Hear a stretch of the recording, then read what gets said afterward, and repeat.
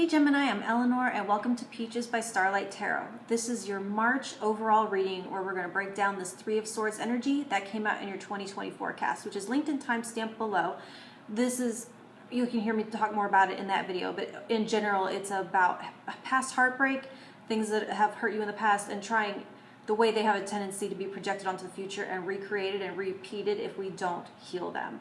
And so this month I am using Healing with the Fairies to get a week-by-week breakdown of how we can best overcome this and move through it. And then each of those 4 weeks is going to have a pick a card reading, so you want to subscribe if you want to get more detail into your situation and participate in that pick a card and get more tarot cards and stuff to go with it. So like, share, and subscribe, all that good stuff. We can have a conversation in the comments if you want. So Gemini, the first week of March, how can we best move through and not get hung up? How can we best not recreate this heartbreak and this Three of Swords energy in the first week of March?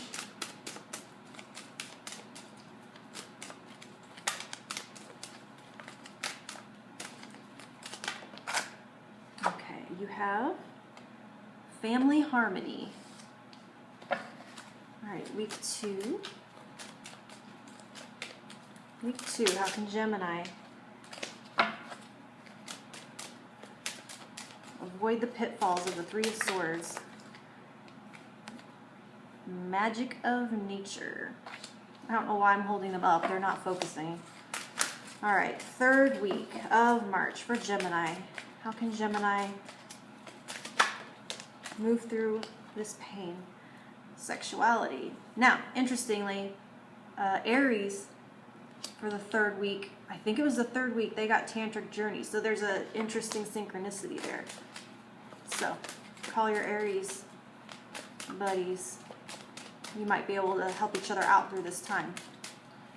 All right, fourth week of March for Gemini. How to heal this heartbreak and move forward in a new and different way, make different choices than before.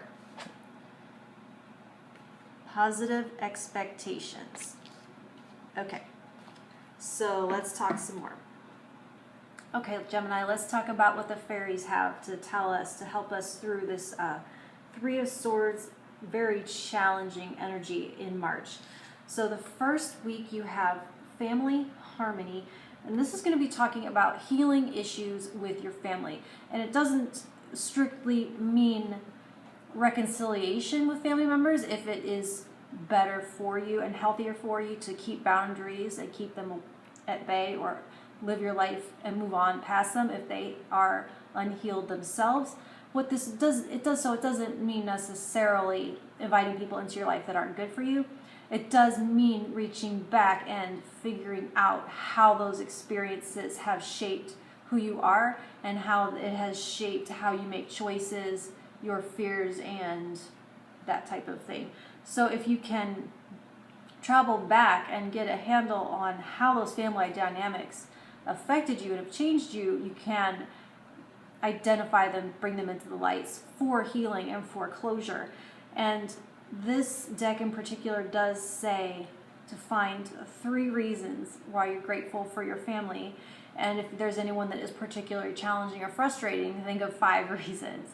And so this is mostly for you and for your healing and for your closure, and that you get to, after a point as an adult, you choose your family. It doesn't have to be, you know, blood is everything. It's not true anymore. You heal these things. They served a purpose in shaping you, and you get to heal from that and then move forward with the family, whatever your chosen family is.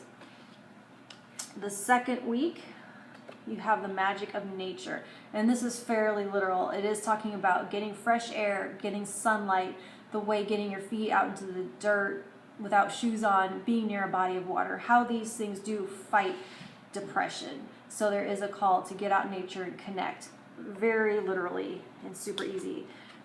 The third week is sexuality, and this is a little bit like the first week, where it does talk about going back and healing sexual issues. So if there has been some abuse, or you have issues around your worthiness or your self-esteem, blockages to connection, anything like that. There's an invitation here to look for.